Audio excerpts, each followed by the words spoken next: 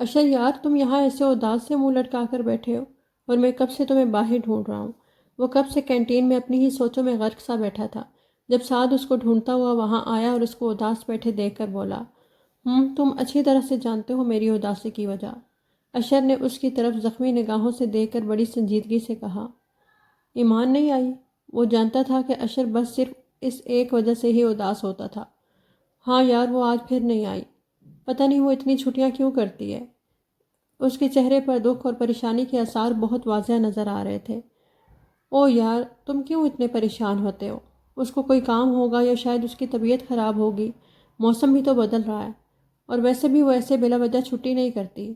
وہ اس کے احساسات و جذبات کو اچھی طرح سے جانتا تھا، اس لیے اب وہ اس کو بڑے رسان سے سمجھانے کی کوشش کر رہا تھا۔ جانتا ہوں، لیکن یار وہ مجھ سے بات بھی تو نہیں کرتی نا۔ اس نے پھر بیچارگی سے بچوں کی طرح منہ لٹکا کر اس کے بات نہ کرنے کا شکوہ کیا۔ وہ کب سے خود پر ضبط کر کے بیٹھا تھا، لیکن اب سعد کے آتے ہی وہ ضبط ختم ہو گیا تھا اور اب وہ اپنا دکھ بیان کرنے لگا۔ وہ سعد سے ہر بات بلا جھجک کرتا تھا۔ بات تو وہ یونی میں کسی سے بھی نہیں کرتی، یہ بات تو تم بھی اچھی طرح سے جانتے ہو۔ سعد نے اس کی طرف دیکھ کر آہستہ سے کہا، لیکن یار اس کو مجھ سے تو بات کرنی چاہیے۔ تم جانتے ہو نا میں اس کے بارے میں کیا سوچتا ہوں، کتنا پیار کرتا ہوں میں اس سے، اس نے ٹوٹے ہوئے لہجے میں کہا۔ اشر، یہ بات میں جانتا ہوں، تم جانتے ہو، لیکن ایمان نہیں جانتی، اور جب تک تم اس کو بتاؤ گی نہیں تو وہ کیسے سمجھے گی؟ سعد نے بھی بڑی سنجیدگی سے کہا۔ تو کیا اس کو بتانا ضروری ہے؟ وہ ایسے نہیں سمجھ سکتی میری فیلنگز کو، جبکہ سب جانتے ہیں کہ میں یعنی اشر یزدانی اس کے پیار میں پاگل ہو چکا ہوں۔ اس نے اچنبھے سے پوچھا۔ ہاں یار، بتانا ضروری ہے، کیونکہ محبت جس سے بھی ہو وہ اظہار چاہتی ہے، اور تم بھی اس سے اظہار کر دو، پھر جو بھی ہوگا دیکھا جائے گا، یہ نہ ہو کہ دیر ہو جائے۔ شاید تم ٹھیک کہہ رہے ہو، میں ایمان سے ضرور بات کروں گا، اس نے پختہ فیصلہ کر کے اٹل انداز میں کہا۔ گڈ، اب تم اپنا موڈ ٹھیک کرو اور چلو کلاس میں چلتے ہیں۔ اشر اور سعد دونوں بہت گہرے دوست تھے اور MBA فائنل سمسٹر کے اسٹوڈنٹس تھے۔ اشر عباد یزدانی اونچا لمبا خبرو مگر بہت ضدی، ہر دھرم اور نہایت ہی غسیل نوجوان تھا۔ وہ ایک بار جس کام کو کرنے کی ٹھان لیتا تو کر کے دکھاتا۔ یونیورسٹی میں بہت مشہور تھا، یونی میں، اور اس کی فیملی میں بہت سی لڑکیاں تھیں جو اس کی شاندار پرسنالٹی پر مرتی تھیں، لیکن وہ اپنی تعلیم اور دوستوں کی دنیا میں ہی مگن سا رہتا تھا۔ اس کے برعکس سعد سلمان ہنس مکھ اور تھوڑا سا دھیمے مزاج کا نوجوان تھا، لیکن پھر بھی ان دونوں کی بہت بنتی تھی، اور ہر کام میں وہ اشر یزدانی کے ساتھ ہی ہوتا تھا۔ 2 سال پہلے اشر میں بہت زیادہ تبدیلیاں آئی تھیں، اور وہ سب ایمان رحیم کی وجہ سے تھیں۔ ایمان رحیم MA اردو 3rd سمسٹر کی اسٹوڈنٹ تھی، جو بہت ہی سنجیدہ، کم گو اور ذہین تھی۔ جب وہ یونی میں آئی تھی تو وہ واحد لڑکی تھی جس نے اشر عباد یزدانی کو اپنی طرف متوجہ کیا تھا۔ سادہ سے بلیک سوٹ میں ملبوس، بلیک سکارف کا حجاب لیے، بغیر میک اپ کے، وہ اسے عام لڑکیوں سے بہت زیادہ مختلف اور خاص لگی تھی، اور تب سے اشر یزدانی اس کے شہر سے باہر نہیں نکل پایا تھا۔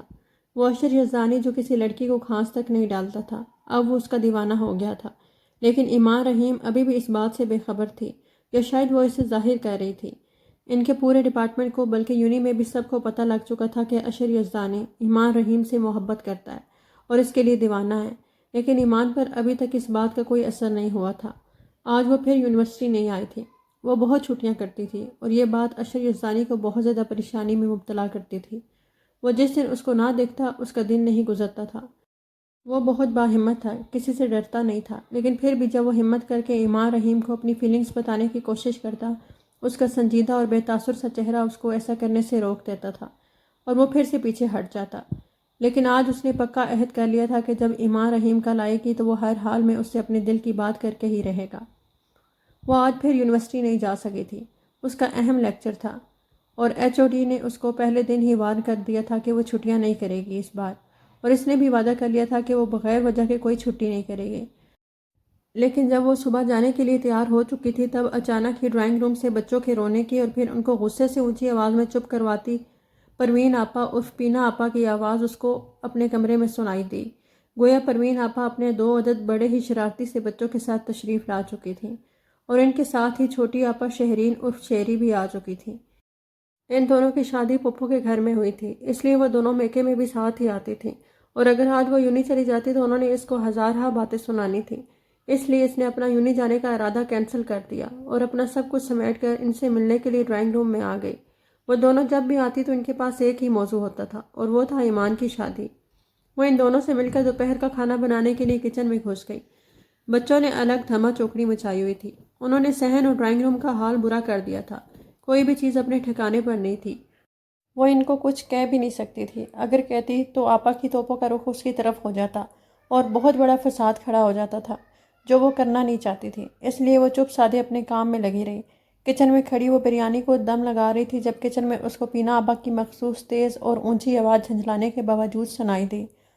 اماں یہ مانو کب تک ایسے ہی پڑھتی رہے گی؟ اب اس کی شادی کر دو۔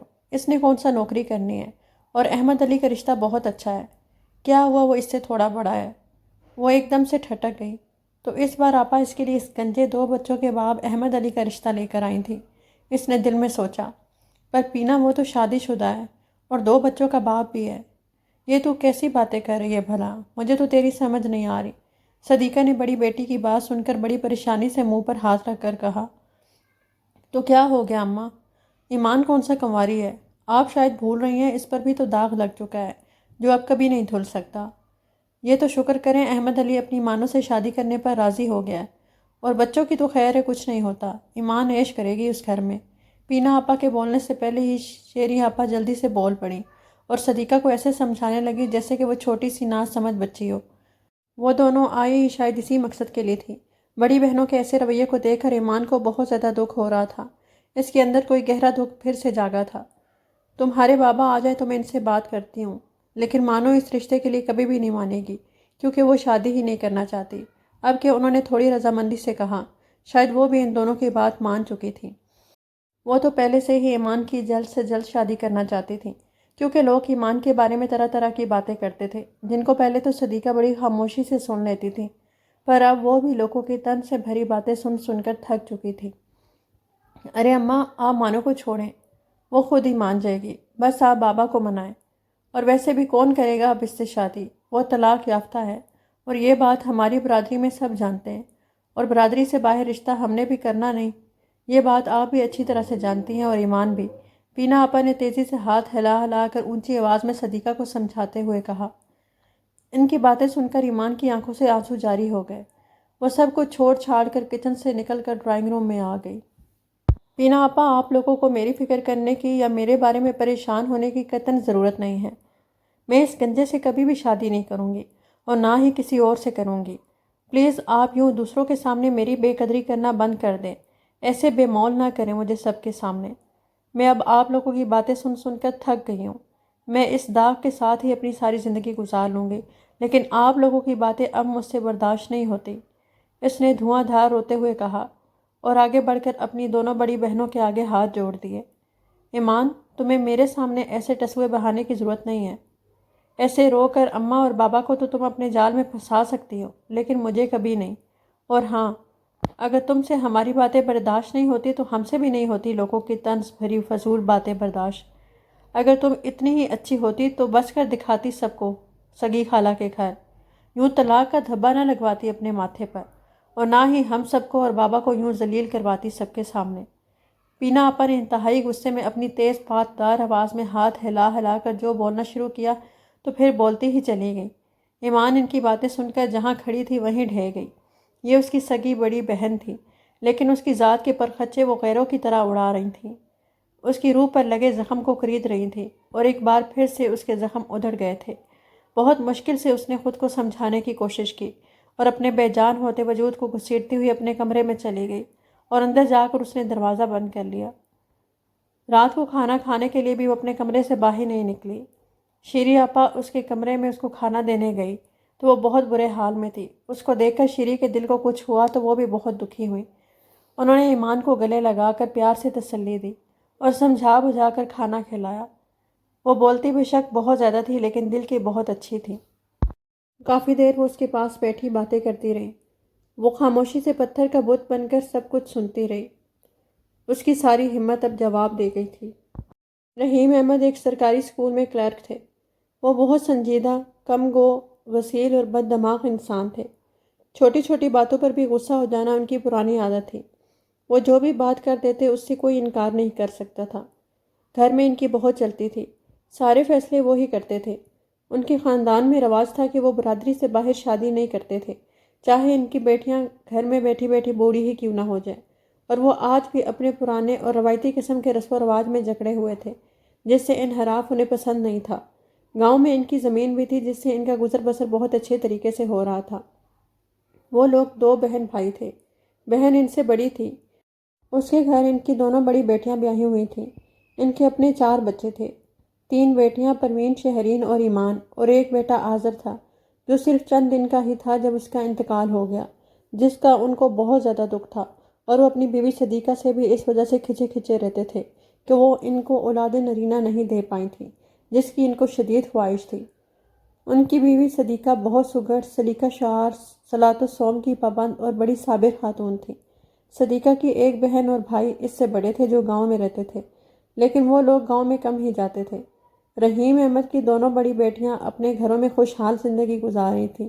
ان کی سب سے چھوٹی بیٹی ایمان تھی جو بالکل اپنی ماں پر گئی تھی، بہت ہی نیک دل، صلاۃ و صوم کی پابند اور خوبصورت، لیکن ان کا نصیب اس جیسا نہیں تھا۔ بہت دکھ دیکھ چکی تھی وہ اپنی چھوٹی سی عمر میں، اس بات کا صدیقہ کو بہت دکھ تھا۔ وہ صبح سے ہی اپنے ڈپارٹمنٹ کے کوریڈور میں بے چینی سے ٹہل رہا تھا، لیکن ایمان ابھی تک نہیں آئی تھی۔ اس کی بےتاب نظریں اردو ڈپارٹمنٹ کی سیڑھیوں کی طرف جمی ہوئی تھیں کہ جب اچانک ہی وہ اپنے ڈپارٹمنٹ کی سیڑھیاں چڑھتی ہوئی نظر آئی۔ اپنے چہرے پر بلا کی سنجیدگی لیے اور معصومیت سجائے وہ اپنی مخصوص چال چلتی آگے بڑھ رہی تھی۔ جیسے ہی وہ اس کو نظر آئی، وہ سب کچھ نظر انداز کرتا تیزی سے اس کی طرف بڑھا اور پھر اس کا راستہ روک کر کھڑا ہو گیا۔ وہ جو اپنے ہی دھیان میں چل رہی تھی، اس کو اپنے سامنے سادہ دیکھ کر چونک کر سیدھی ہوئی۔ کیسی ہیں آپ نے چھٹی کیوں کی؟ بتایا بھی نہیں، آپ ٹھیک تو ہیں نا؟ اس نے بڑی بےتابی سے اس کے کندھوں کو تھام کر اس کے چہرے کو والہانہ انداز میں دیکھتے ہوئے تابڑ توڑ سوال کر دیے۔ وہ راستے میں کھڑے تھے، اس لیے وہاں سے گزرتے ہوئے اسٹوڈنٹ بڑی حیرت سے ان کی طرف دیکھ رہے تھے۔ ایمان نے ایک ناگوار نظر اس پر ڈالی اور پھر ادھر ادھر دیکھا۔ یہ کیا بدتمیزی ہے مسٹر اشر، آپ کو شرم آنی چاہیے ایک غیر لڑکی کو یوں بیچ راستے میں روک کر ایسا کرتے ہوئے۔ اور آپ کون ہوتے ہیں مجھ سے ایسے سوال کرنے والے؟ مجھے چھونے کی آپ کو ہمت کیسے ہوئی؟ اس کو غصے میں اوور ریئیکٹ کرتے دیکھ کر اشر کو بھی اپنی غلطی کا فوراً احساس ہوا تو وہ پیچھے ہٹ گیا۔ اور ہاں مسٹر اشر یزدانی، آپ کو شاید اپنی عزت کا خیال نہیں، لیکن مجھے اپنی عزت بہت زیادہ عزیز ہے، جو آپ کی وجہ سے خراب ہو رہی ہے۔ نیکسٹ ٹائم آپ میرے پاس آنے کی کوشش بھی مت کرنا، ورنہ مجھ سے برا کوئی نہیں ہوگا، اور میں آپ کی شکایت اپنے HOD سے کروں گی۔ آپ اچھی طرح سے جانتے ہیں وہ اس معاملے میں کتنے اسٹرکٹ ہیں۔ ایمان نے بغیر اس کی طرف دیکھے بڑے ہی غصے میں تنبیہ کی اور پھر اس کا جواب سنے بغیر ہی تیزی سے سیڑھیاں چڑھ گئی۔ وہ ابھی تک رات والا غم ہی نہیں بھولی تھی کہ اس کو ایک نیا دکھ مل گیا۔ اس نے کبھی سوچا بھی نہیں تھا اشر یزدانی ایسا کرے گا، لیکن آج اس کی یہ سوچ بھی غلط ثابت ہو گئی۔ سب مرد ایک ہی جیسے ہوتے ہیں، اور یہ بات اب اس کے دل و دماغ میں بیٹھ گئی۔ اشر ابھی بھی ادھر ہی ساکت سا کھڑا تھا، اس کو خود پر بہت زیادہ غصہ آ رہا تھا۔ وہ ایمان کے لیے بہت پریشان تھا، اس لیے جب وہ اس کے سامنے آئی تو وہ بہت زیادہ بے قراری اور بے چینی سے اس کی طرف بڑھا، اور اسی بےتابی میں ہی اس نے بیچ راستے میں ایمان کو روک لیا، ورنہ عام حالات میں وہ ایمان کو یوں بیچ راستے میں روکنے کا کبھی سوچ بھی نہیں سکتا تھا۔ سچ کہتے تھے لوگ، جذبات میں کیے گئے فیصلے ہمیشہ غلط ثابت ہوتے ہیں، اور یہ بات اس کو آج پتہ لگ چکی تھی۔ ایمان کو میری یہ حرکت بہت بری لگی، میں اس سے سوری کروں گا، میں نے غلطی کی ہے، میں ہی اس کو سدھاروں گا۔ اس نے بھی وہیں کھڑے کھڑے سوچا اور ڈپارٹمنٹ کی سیڑھیاں چڑھ گیا۔ وہ کلاس روم میں جانے کے بجائے لائبریری میں آ گئی۔ وہاں رش بہت کم تھا۔ وہ کونے والی میز پر الگ تھلگ ہو کر بیٹھ گئی۔ اشر یزدانی کی آج والی حرکت پر اسے بہت زیادہ دکھ ہو رہا تھا۔ وہ اتنے لوگوں کی شک بھری نگاہوں کو اپنی طرف اٹھا دے کر بہت زیادہ گلٹی فیل کر رہی تھی۔ اس نے باہر بہت ضبط کر کے اپنے آنسو روک رکھے تھے، لیکن اندر تنہائی ملتے ہی اس کے رکے ہوئے آنسو چھلک پڑے اور پھر آنسوؤں کا سیلاب اس کی آنکھوں سے جاری ہو گیا۔ اس نے روتے ہوئے اپنا سر میز پر ٹکا دیا۔ یہ زندگی اس کے لیے بہت کھٹن اور تلخ ہو گئی تھی، جو اس کو ایک ایسے موڑ پر لے آ گئی تھی جہاں پر کھڑے ہو کر اگر وہ آگے کی طرف دیکھتی تو اس کو دور دور تک صرف اندھیرا ہی اندھیرا سا دکھائی دیتا تھا، اور اگر وہ پیچھے مڑ کر دیکھتی تو وہاں درد ہی درد، روح و جسم پر لگے گہرے گھاؤ اور تکالیف کا ایک سمندر تھا۔ وہ چاہ کر بھی اس تلخ ماضی سے پیچھا نہیں چھڑوا پا رہی تھی۔ روتے روتے اچانک ہی اس کو اپنے پاس کسی کے بیٹھنے کا احساس ہوا تو اس نے سر اٹھا کر اوپر دیکھا۔ اشر یزدانی اس کے ساتھ والی کرسی پر بیٹھا تھا۔ بہت غور سے اس کی طرف ہی دیکھ رہا تھا۔ دونوں کی نظریں ملیں تو ایمان نے جلدی سے رخ پھیر لیا، لیکن وہ ایسا نہیں کر پایا تھا۔ آئی ایم سوری ایمان، میں نے جو بھی کیا بہت غلط کیا، مجھے ایسے نہیں کرنا چاہیے تھا، میں اپنے کیے پر بہت زیادہ شرمندہ ہوں۔ اشر نے رخ پھیر کر بیٹھی ایمان کی طرف دیکھا، پھر آہستگی اور شرمندگی سے اس نے معذرت کی۔ آپ کو سوری کرنے کی ضرورت نہیں، جو ہونا تھا ہو گیا، اور یہ سب آپ کو وہ حرکت کرنے سے پہلے سوچنا چاہیے تھا۔ انسان کو ہمیشہ وہ کام کرنے چاہیے جن کو کرنے سے اس کو کبھی شرمندگی نہ ہو، اور جس کام کو کر کے انسان شرمندہ ہوتا پھرے اور لوگوں سے معافی مانگنی پڑے، وہ کام اس کو کبھی نہیں کرنے چاہیے۔ نے اپنے آنسو صاف کر کے نم آلود آواز میں بڑی تلخی سے کہا، ایکسٹریملی سوری، اگین ایسا کچھ نہیں ہوگا، آئی پرومس۔ اس نے دھیمی آواز میں کہا، آپ کیوں کر رہے ہیں یہ سب؟ مجھے بالکل بھی سمجھ نہیں آ رہا۔ ایمان کو اب اس کے رویے سے پریشانی ہونے لگی تھی، کیونکہ وہ بہت بدل گیا تھا۔ جب وہ یونی آئی تھی وہ ایسا نہیں تھا، وہ تو بڑا ضدی، اکڑ اور مغرور قسم کا تھا، اور اب اس کے سامنے بیٹھا اشر تو کوئی اور ہی تھا جیسے۔ اس لیے اس نے تعجب سے تیوری چڑھا کر پوچھا، کیونکہ میں پیار کرتا ہوں آپ سے، اور آپ کو ہرٹ کرنے کا سوچ بھی نہیں سکتا۔ اس نے سیدھے ہو کر بیٹھتے ہوئے اپنے دل کی بات کہی، اور غور سے اس کے چہرے کو دیکھا جہاں پر اتار چڑھاؤ واضح نظر آ رہا تھا۔ پیار، اس نے پھیکی سی ہنسی ہنس کر بڑی تلخی سے کہا۔ اس کے چہرے پر درد کی لہر دوڑ گئی تھی، جو اشر سے چھپی نہ رہ سکے۔ جی ہاں پیار، اس نے پھر سنجیدگی سے کہا، اور اس کے چہرے کی طرف بہت پیار سے دیکھا، جو آنسو سے تر لیکن ابھی بھی بے تاثر تھا۔ کیا جانتے ہیں آپ میرے بارے میں، اور کیوں کرتے ہیں آپ مجھ سے پیار؟ اس نے بڑی تلخی سے پوچھا۔ میں آپ کے بارے میں کچھ زیادہ تو نہیں، بس اتنا جانتا ہوں کہ آپ میری یونی فیلو ہیں، اور اس سے زیادہ آپ کے بارے میں جاننے کی مجھے ضرورت بھی نہیں۔ لیکن میں اپنے بارے میں اتنا ضرور جانتا ہوں کہ میں آپ سے بہت زیادہ پیار کرتا ہوں، اور محبت کرتے کرتے اب میں اتنا زیادہ آگے بڑھ چکا ہوں کہ اگر میں یہاں سے پیچھے ہٹنے کا سوچوں بھی تو مجھے اپنی سانسیں بند ہوتی محسوس ہوتی ہیں، دم گھٹنے لگتا ہے میرا، اور مجھے اپنی جان نکلتی محسوس ہوتی ہے۔ میں اس موڑ پر کھڑا ہوں کہ اب اگر کوئی چاہے بھی تو مجھے پیچھے ہٹنے پر مجبور نہیں کر سکتا، آپ بھی نہیں۔ اس نے بڑے جذبے سے دھیمے لہجے میں سامنے دیکھتے ہوئے کہا۔ خاموشی سے اس کی طرف دیکھ کر وہ سر جھکا گئی۔ اسے اشر کے ایک ایک لفظ میں سچائی نظر آ رہی تھی۔ ساری باتیں سننے کے بعد بھی وہ کچھ نہیں بولی، خاموشی سے اٹھی اور بغیر اس کی طرف دیکھے آہستہ آہستہ چلتی ہوئی لائبریری سے باہر نکل گئی۔ لیکن اشر کی حیران نظروں نے دور تک ایمان کا تعاقب کیا تھا۔ کیا سوچ رہے ہو یار؟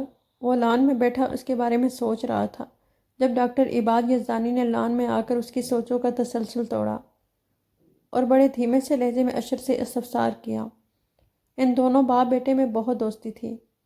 وہ ہر بات بلا جھجک اپنے باپ سے کہتا، اور اس نے ایمان کے بارے میں بھی ہر بات ان کو بتائی ہوئی تھی۔ پاپا، آپ اچھی طرح سے جانتے ہیں میں کس کے بارے میں سوچ رہا ہوں، اس نے اضطراب سے ان کی طرف دیکھ کر کہا۔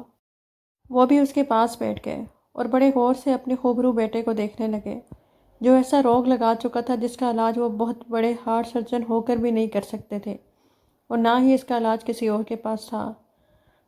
جانتا ہوں۔ تم نے بات کی کہ نہیں ایمان سے؟ انہوں نے اس کی طرف دیکھتے ہوئے پرسوچ انداز میں پوچھا۔ جی پاپا، کی تھی بات، لیکن اس نے میری بات کا کوئی جواب ہی نہیں دیا، اس نے پریشانی سے کہا، اور آج والی ساری بات ان کے گوش گزار کر دی۔ اشر، یہ بہت غلط حرکت کی ہے بیٹا۔ لڑکی کے پاس سب سے قیمتی چیز اس کی عزت ہی ہوتی ہے، جس پر وہ فخر کر سکتی ہے، اور اس کو وہ بہت سنبھال کر رکھتی ہے۔ انہوں نے ساری بات سن کر بڑے تعصب سے کہا۔ اشر نے ندامت سے سر جھکا لیا۔ سوری پاپا، میں نے ایمان سے بھی سوری کی ہے، آئندہ ایسا نہیں ہوگا پاپا، پلیز آپ تو غصے نہ ہو۔ وہ ڈاکٹر عباد کے دونوں ہاتھ پکڑ کر منت بھرے لہجے میں بولا۔ میں ناراض نہیں ہوں میری جان، تمہیں اپنی غلطی کا احساس ہے، یہ بہت بڑی بات ہے، اور ویسے بھی انسان غلطیوں سے ہی سیکھتا ہے۔ جی پاپا، اس نے مختصر سا جواب دیا۔ اگر تم کہو تو میں بات کر کے دیکھوں ایمان سے، شاید وہ میری بات سمجھ جائے۔ انہوں نے بیٹے کے پریشان چہرے کو دیکھ کر پیار سے پوچھا۔ وہ اس کو دکھی نہیں دیکھ سکتے تھے۔ نہیں پاپا، یہ میرا کام ہے اور اس کو میں ہی کروں گا، آپ بس دعا کریں۔ اس نے اپنے چہرے پر زبردستی کی مسکراہٹ سجا کر کہا۔ میری جان، پریشان نہ ہونا، میں تمہارے ساتھ ہوں، میری دعائیں ہمیشہ تمہارے ساتھ رہیں گی۔ جہاں بھی تمہیں میری ضرورت پڑے مجھے فوراً بلا لینا۔ انہوں نے پیار سے کہتے ہوئے اشر کو اپنے ساتھ لگا لیا، وہ بھی ان کے گلے لگ گیا، وہ بہت خوش قسمت تھا جو اس کو ڈاکٹر عباد یزدانی جیسا باپ ملا تھا جو اس سے بہت پیار کرتے تھے۔ زہرہ بیگم کی وفات کے بعد وہ دونوں ہی تھے جنہوں نے ایک دوسرے کا ہر غم بانٹا اور پھر دونوں ہی زندگی کی طرف بڑھے تھے۔ وہ 3:30 بجے لیکچر لے کر کلاس سے باہر نکل آئی۔ آج تھرڈ لیکچر نہیں ہوا تھا، اب تھرڈ سیمسٹر سٹارٹ ہوا تھا تو کلاس ٹائمنگ بھی چینج ہوئی تھی۔ آج جب وہ آئی تھی تو اشر کہیں بھی نہیں تھا۔ وہ یہ دیکھ کر بہت مطمئن تھی، لیکن جیسے ہی وہ کلاس سے باہر نکلی اور اس کو کلاس روم سے باہر کوریڈور میں ٹہلتے دیکھ کر پھر سے پریشان ہوئی اور اس کا تھوڑی دیر پہلے والا اطمینان غائب ہو گیا۔ وہ اس کی طرف توجہ دیے بغیر کوریڈور میں سے اس کے پاس سے گزرنے لگی تو اشر نے آہستہ سے اس کو پکارا، ایمان، میں آپ سے بہت ضروری بات کرنا چاہتا ہوں، پلیز ایک بار میری بات سن لیں۔ اشر کی بات سن کر اس کے قدم ٹھٹکے، لیکن وہ رکی نہیں اور نہ ہی اس نے پیچھے مڑ کر دیکھا، بس اوکے کہہ کر اس نے اپنے قدم آگے بڑھا دیے اور اردو گراؤنڈ میں ایک سائڈ پر بنے بینچ پر جا کر بیٹھ گئی۔ وہاں رش بہت کم تھا۔ وہ آخری بار اس سے بات کر کے اس کو سمجھانا چاہتی تھی، اس لیے اس نے بھی بات کرنے کی حامی بھری۔ اشر یزدانی بھی اس کے پیچھے ہی آیا تھا۔ آپ مجھ سے کیا بات کرنا چاہتے ہیں وہ بتا دیں۔ میں آپ سے آپ کے بارے میں جاننا چاہتا ہوں، ایسا کیا ہوا ہے آپ کے ساتھ جو آپ ایسی ہو گئی ہیں؟ آپ کی ویران آنکھوں، سنجیدہ اور بے جان چہرے کے پیچھے ایسا کون سا راز دفن ہے جو آپ کو کسی سے گھلنے ملنے نہیں دیتا؟ وہ جو بڑی بے دردی سے اپنے ہاتھوں کو مسل رہی تھی، اس کی بات سن کر ایک دم اس نے سر اٹھا کر اس کی طرف دیکھا۔ اس کے چہرے پر سختی در آئی۔ کیوں؟ آپ کیوں پوچھنا چاہتے ہیں یہ سب؟ اور آپ کیوں کر رہے ہیں ایسے؟ کیوں بڑھا رہے ہیں آپ میرے لیے مشکلیں؟ آپ سمجھتے کیوں نہیں ہیں کہ آپ جو چاہتے ہیں وہ نہیں ہو سکتا؟ پھر بھی آپ کیوں آ جاتے ہیں بار بار میرے راستے میں؟ اس نے غصے سے تیوری چڑھا کر کہا اور کھڑی ہو گئی۔ اشر جو اس کی بات بڑے غور سے سن رہا تھا، وہ اس کو کھڑے ہوتے دیکھ کر اس کی طرف بڑھا اور بہت ہی نارمل انداز میں بولا، میں آپ کی مشکلیں نہیں بڑھا رہا، میں تو آپ کے بارے میں جان کر آپ کے دکھ بانٹنا چاہتا ہوں۔ میں آپ کی زندگی خوشیوں سے بھر کر آپ کے اس بے تاثر سے چہرے پر مسکراہٹ لانا چاہتا ہوں اور آپ کی ان بے رونق سی آنکھوں کی رونق دوبارہ سے لوٹانا چاہتا ہوں۔ پلیز مجھے بتائیں اپنے بارے میں۔ ایمان دم بخود سی کھڑی اس کی باتیں سن رہی تھی، پھر بفر گئی۔ میں اپنے بارے میں کسی سے بھی کچھ بھی ڈسکس نہیں کرتی، اور ہاں، میں ایسے ہی ٹھیک ہوں۔ آپ کو میرے بارے میں فکر مند ہونے کی ضرورت نہیں۔ آپ اپنا کام کریں اور مجھے میرے حال پر چھوڑ دیں۔ دیر ہو رہی ہے، میں نے گھر جانا ہے۔ اٹھ کر جانے لگی، اس نے انتہائی درستی سے کہا اور وہاں سے اٹھ کر جانے لگی، لیکن اشر پھر اس کے راستے میں حائل ہو گیا۔ لیکن میں پھر بھی آپ سے پوچھ کر ہی رہوں گا اور آپ کو مجھے بتانا ہی پڑے گا۔ وہ اب پھر سے پہلے دن والا ضدی سا اشر بن گیا تھا جس کو ایمان نے پہلے دن یونی میں دیکھا تھا۔ وہ اس کے سامنے کھڑا تھا۔ اس نے ایک نظر اشر کو گھور کر دیکھا اور دوبارہ جا کر بینچ پر بیٹھ گئی۔ اب وقت آ گیا تھا اشر یزدانی کو سب کچھ بتانے کا۔ اگر وہ اس کو کچھ نہ بھی بتاتی تو بھی اس نے بار بار ضد کر کے اس کو بیچ راستے میں روکتے ہی رہنا تھا، اور اب وہ خود کو اور زیادہ تماشا نہیں بنانا چاہتی تھی، اس لیے اس نے سب کچھ سچ سچ بتانے کا فیصلہ کر لیا۔ آپ مجھ سے بہت محبت کرتے ہیں اور شادی کرنا چاہتے ہیں مجھ سے، ہے نا؟ اس نے اپنے ہاتھوں کو مسلتے ہوئے بہت عجیب سے لہجے میں استفسار کیا۔ ہاں، اشر نے مختصر سا جواب دیا اور اس کے چہرے کے اتار چڑھاؤ دیکھنے لگ گیا۔ تو کیا آپ ایک ایسی لڑکی سے شادی کر سکتے ہیں جو طلاق یافتہ ہے، جس کے ماتھے پر طلاق کا بدنما داغ لگا ہوا ہے؟ ایک ایسی لڑکی جس کو اس کے شوہر نے ہی اپنی ہوس کا نشانہ بنایا ہو، جس کی روح پر زخموں کے ساتھ ساتھ اس کے جسم پر بھی ہزاروں زخم ہیں؟ کیا آپ ایسی لڑکی سے شادی کریں گے؟ اس نے وہیں بینچ پر سر جھکا کر بیٹھے ہوئے درد و کرب سے کہا۔ اس کی باتیں سن کر وہ ششدر رہ گیا۔ اس کو بہت بڑا جھٹکا لگا تھا اتنے بڑے انکشاف پر۔ اس کو اپنا سر ایک دم سے چکراتا ہوا محسوس ہوا۔ کچھ دیر تو وہ یوں ہی شاکڈ سا کھڑا خلا میں گھورتا رہا۔ جواب دیں، اب کیا ہوا آپ کو؟ کہاں گئی آپ کی سو کالڈ محبت؟ لگا نا بہت بڑا جھٹکا آپ کو؟ اس نے ایسے ہی روتے ہوئے سر اٹھایا اور اپنے آنسوؤں کو بڑی بے دردی سے صاف کر کے اس کو شاکڈ کھڑے دیکھ کر طنزیہ انداز میں کہا۔ اشر اس کی طنز میں ڈوبی باتیں سن کر صدمے سے باہر نکلا اور پھر ایسے ہی آہستہ آہستہ چلتا ہوا اس کے پاس آ گیا۔ ایمان، مجھے بہت افسوس ہے کہ آپ نے مجھے پہچاننے میں غلطی کی ہے۔ میں بیچ راستے میں چھوڑ کر بھاگ جانے والوں میں سے نہیں ہوں، اور نہ ہی میں پیچھے ہٹنے والوں میں سے ہوں۔ میں نے جو ایک بار کہہ دیا وہ پتھر پر لکیر ہے، اس نے دھیمے لہجے میں کہا، لیکن ایمان سر کو جھکائے آنسوؤں کو اپنے اندر اتارنے کی ناکام کوشش کرتی رہی، بولی کچھ نہیں۔ ایمان، میں آپ سے سب کچھ تفصیل سے جاننا چاہتا ہوں۔ پلیز یقین کرو میرا، میں کبھی بھی آپ کو تنہا نہیں چھوڑوں گا۔ اگر آپ مجھے اس قابل سمجھتی ہیں تو پلیز بتائیں۔ وہ ایمان کی خاموشی دیکھ کر منت بھرے لہجے میں اس سے گویا ہوا، میں اپنے زخم اور درد کسی کو نہیں بتاتی اشر، پلیز آپ سمجھے اور مجبور مت کریں۔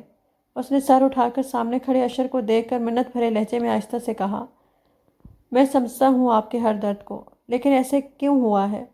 کیا وجہ تھی اس سب کی؟ میں وہ سب جاننا چاہتا ہوں۔ اس نے ایمان کا سپاٹ چہرہ دیکھ کر نرمی سے پوچھا، جو بھی ہوا میرے ساتھ شاید وہی میری قسمت میں تھا۔